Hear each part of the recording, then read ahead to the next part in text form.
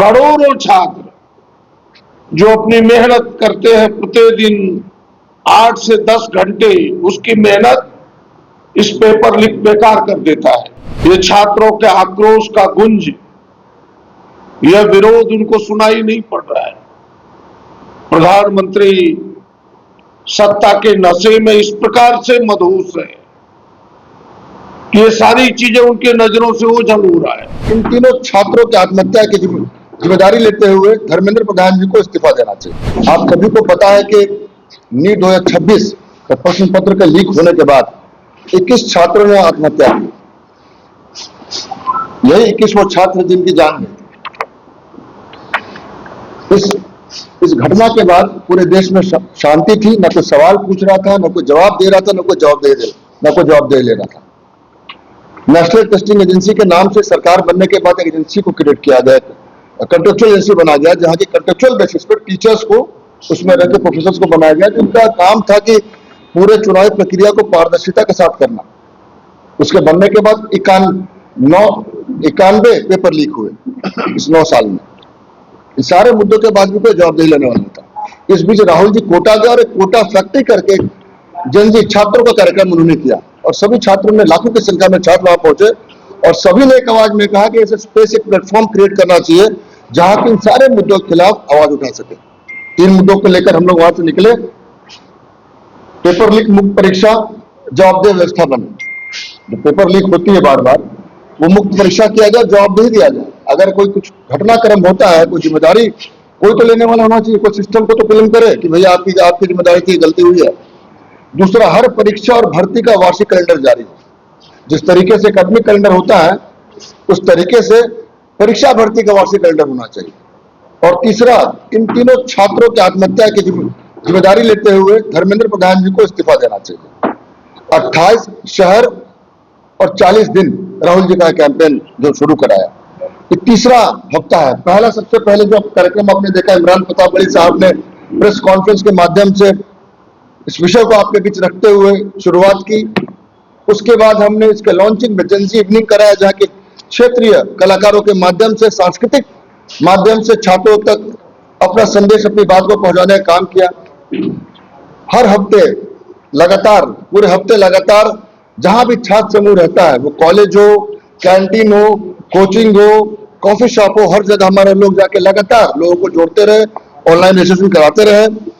पहले हफ्ता का जो कार्यक्रम था, हमने संविधान संवाद किया, जिसमें हमारे प्रभारी श्री राजू जी थे, हमारे विधायक दल के नेता श्री प्रदीप यादव जी थे, हमारे वित्त मंत्री श्री राधा किशोर जी थे, सुबोध कांत सहाय जी थे, दयामणि बारला थी, जिसमें कि खुला संवाद छात्रों के साथ किया गया और इस लोकतंत्र को बचाने में हमारे संविधान का क्या योगदान, क्या रोल है, उस पर चर्चा की गई। अभी आखिरी हफ्ता आपने देखा कि महामैराथन का आयोजन किया गया था और हजारों की संख्या में बच्चे उसमें आ रहा है और अपने एजुकेशन के लिए हमारा नामी का स्टूडेंट मैराथन एक दौड़ लगाई और 6 बच्चे जीत कर आए। हमारे वित्त मंत्री भी आए हुए थे, वो भीड़ और कार्यक्रम को देख इतना खुश हुए कि सारे जीते प्रतिभागियों के लिए 1 लाख रुपए उन्होंने अनाउंस किया और प्रोसेस में जो उन्हें मिल जाए। आज तीसरा हफ्ता है। हर वीकेंड में हम लोग छात्रों के समूह को एक साथ कैसे अपना संदेश दिया जाए, इस पर्पज से हम लोग एक जनसमूह का कोई भी कार्यक्रम करते हैं। आज हमारा मशाल जुलूस है 6 बजे से और आज हमारे बीच आने वाले 2 हफ्ते तक और एक कार्यक्रम चलेगा। आखिरी कार्यक्रम 9 तारीख को सब हम लोग दिल्ली कूच करेंगे। आप सभी को इसके बारे में पता है, फिर से मैंने विस्तृत जानकारी दी। अब हमारे बीच प्रदीप यादव जी हैं, जो कि हमारे विधायक दल के नेता है। आप सबका स्वागत करते हुए जो विषय है, उस विषय को आपके ध्यान में लाया गया है। सच यही है कि आज पूरे देश के नौजवान, छात्र छात्राएं, उनके गुस्से 7वें आसमान पर है। देश के सभी नौजवान जो इससे वाकिफ रहते हैं, इस कुव्यवस्था के खिलाफ है, अहिंसात्मक तरीके से, लोकतांत्रिक तरीके से आंदोलनरत है।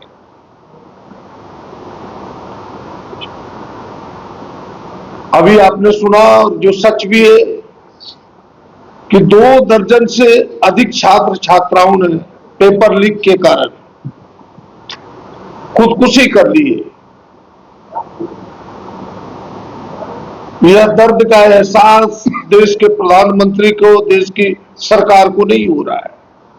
ये छात्रों के आक्रोश का गुंज, यह विरोध उनको सुनाई नहीं पड़ रहा है। प्रधानमंत्री सत्ता के नशे में इस प्रकार से मदहोश है कि ये सारी चीजें उनके नजरों से ओझल हो रहा है। वर्ष 2014 से अब तक जो बिल्कुल रिकॉर्ड्स हैं, जिसके प्रमाण है कि 152 पेपर लीक हुए, 152 पेपर लीक इन परीक्षाओं के, महत्वपूर्ण परीक्षाओं में। 7.5 करोड़ छात्र छात्राएं प्रभावित हुए।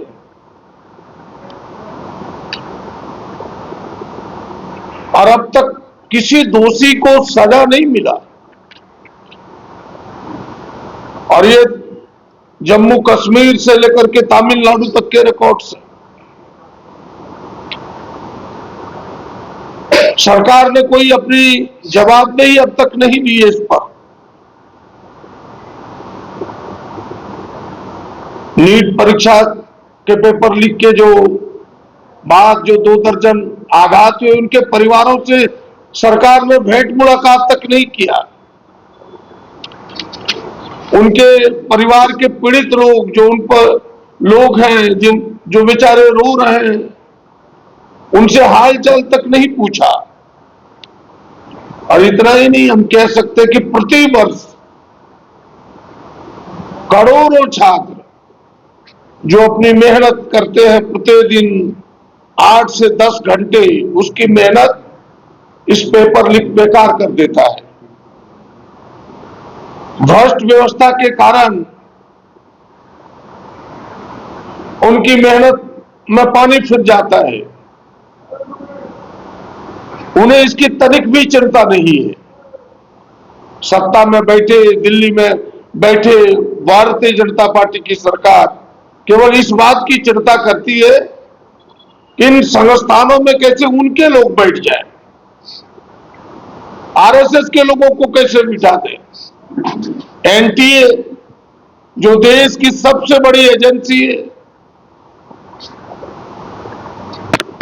उसमें भी अपने लोगों के बिठाने के वो फिराक में रहते।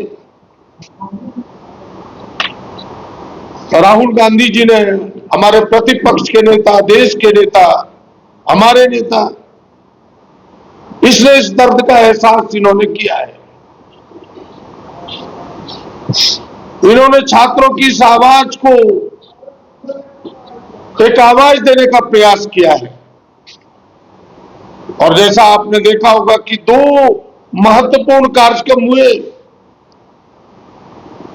सरकार के विरोध के बावजूद देहरादून में तो उन्होंने जो स्थान पहले दिया था, उस स्थान को उन्होंने कैंसिल कर दिया। राजस्थान में भी इसी प्रकार के प्रयास हुए। लेकिन नौजवानों का राहुल जी पर विश्वास है, देश के छात्र छात्राओं का विश्वास है। और उन्होंने कहा कि हम कोई राजनीति करने आप सबके बीच नहीं आए हैं। शिक्षा जगत में जो कुव्यवस्था है, शिक्षा जगत में जो भ्रष्टाचार है, जिस कारण ये पेपर लीक सामने आता है, उससे मुक्त कराने के लिए आपकी लड़ाई को धार देने के लिए आए। और हजारों लोगों ने उसमें शिरकत किया, हजारों छात्र छात्राओं ने शिरकत किया। और बस एक ही हमारी मांग है, और राहुल जी ने, हमारे नेता ने जो एक विजन दिया है इस पर, वो स्पष्ट है कि इस पेपर लीक महामारी से छुटकारा पाने, शिक्षा व्यवस्था से, भ्रष्ट व्यवस्था से दूर करने की जो उन्होंने एक दृष्टि दी है, उनके सार ये है, शिक्षा व्यवस्था पुनर्गठित हो जिसमें छात्रों का हित सर्वोपरि हो, आधुनिक और पारदर्शी परीक्षा प्रणाली स्थापित हो, संस्थानों की एनटीए जैसे जो संस्थान है, अन्य जो महत्वपूर्ण संस्थान है, संस्थानों की स्वतंत्रता और जवाबदेही सुनिश्चित हो तथा शिक्षा के निजीकरण और वैचारिक हस्तक्षेप से मुक्त हो। जो हमने पहले बात आपको कही, वो अपने आरएसएस के लोग, अपने विचारों के लोग, वो भ्रष्ट क्या ना हो, ऐसे लोगों को बिठाने का प्रयास करते हैं। इसलिए ये पहला विजन है कि शिक्षा निजीकरण और वैचारिक हस्तक्षेप से मुक्त हो। इसीलिए पूरे देश में एक विजन के साथ, एक विचार के साथ यह आंदोलन आगे बढ़ा है कि शिक्षा बचाए, भविष्य बचाए। और जिसके बारे में हमारे नगर अध्यक्ष जी ने, राजा साहब ने पूरे विस्तार से कहा है, और यह लड़ाई राहुल जी के नेतृत्व में, इन छात्रों की लड़ाई, छात्रों के भविष्य की बचाव की लड़ाई, शिक्षा क्षेत्र की बचाव की लड़ाई सड़क से सदन तक लड़ी जा रही है। और जब तक इस भ्रष्ट व्यवस्था से मुक्ति नहीं होगा, तब तक यह लड़ाई जारी रहेगा। और हमें लगता है कि पूरी Congress party, NSUI, youth Congress, पूरी कांग्रेस पार्टी ने इन नौजवानों की इस लड़ाई में पूरी ताकत झोंकी है। और यह लड़ाई निर्णायक लड़ाई बनेगा जब तक इस भ्रष्ट व्यवस्था से हम मुक्ति नहीं दिलाएंगे। धन्यवाद। देखिए, सरकार किसी की भी हो, हमने उसको टारगेट नहीं किया है। हमने कहा कि एक बेहतर शैक्षिक व्यवस्था, वैकल्पिक शैक्षिक व्यवस्था हो जो छात्रों के भविष्य को सुरक्षित रखे और छात्रों के हित को सुरक्षित रखे। ये केवल राजनीतिक लड़ाई नहीं है, हम वोट बैंक की ये राजनीति नहीं कर रहे हैं। देश के नौजवानों के भविष्य को सुरक्षित करने की लड़ाई हमने छेड़ा है। जम्मू कश्मीर से लेकर तमिलनाडु तक 152 लीग का हमने जिक्र किया है हमारी पार्टी ने। जो सच है, यही हकीकत है, वो झारखंड के भी है। और ये कुव्यवस्था झारखंड की सरकार को पिछली सरकार से मिला है। अब तो यह सरकार व्यवस्थित होकर काम कर रही है और आने वाले समय में यह लड़ाई जारी रहेगा, चाहे झारखंड हो, तमिलनाडु हो, जम्मू कश्मीर हो, मध्य प्रदेश हो, चाहे दिल्ली हो, यह लड़ाई आगे जारी रहेगी। राजद में किशोर तुजान विधायक दल के नेता फिर दूसरी बार उन्होंने पत्र लिखा है।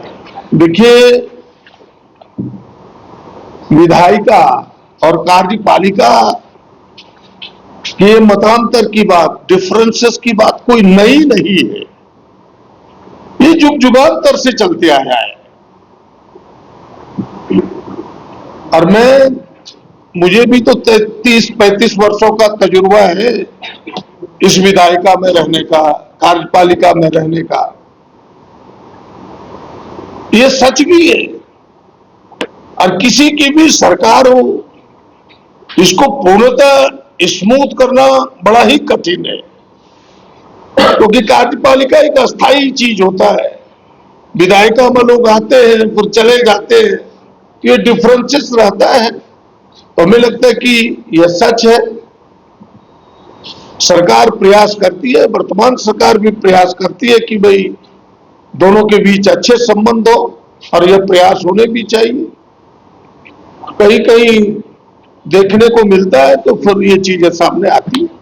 जहां 27 वर्षों के सफर में 17,000 से भी अधिक छात्रों ने डॉक्टर एवं इंजीनियर बनकर भरे सफलता की ऊंची उड़ान, जहां साधारण छात्र भी झारखंड टॉपर्स बनकर बना रहे इतिहास। दूरदर्शी शिक्षाविद श्री विपिन सिंह के मार्गदर्शन में मेडिकल एवं इंजीनियरिंग के लाखों छात्रों के लिए आशा की किरण के रूप में गोल nations leading institute biome institute NEET की तैयारी के लिए एक भरोसेमंद नाम। यहाँ अनुभवी फैकल्टी, स्मार्ट क्लासरूम और बेहतरीन टीचिंग मेथड से स्टूडेंट्स को मिलती है मजबूत तैयारी। यहाँ हर स्टूडेंट को मिलता है पर्सनल गाइडेंस और डाउट क्लियरिंग का पूरा सपोर्ट। नीट 2027 और 28 के लिए फेज 2 बैच 30 अप्रैल से शुरू हो रहा है। आज ही बायोम इंस्टीट्यूट से जुड़े और अपने डॉक्टर बनने के सपने को दे सही दिशा। बायोम इंस्टीट्यूट सिर्फ मेडिकल प्रिपरेशन का संस्थान। काम की तलाश है, भरोसेमंद नौकरी चाहिए? जुड़िए एएनजी के साथ, जहां श्रमिक सबसे पहले। 12 घंटे की ड्यूटी, हर दिन 3 समय का खाना, मुफ्त रहने की सुविधा, आपकी सुरक्षा के लिए इंश्योरेंस, ओवर टाइम का लाभ, पीएफ सीधा क्लाइंट से, समय पर पूरा वेतन और जरूरत पड़ने पर एडवांस पे। एएनजी मैन पावर सॉल्यूशंस, सम्मान के साथ काम, भरोसे के साथ कमाई।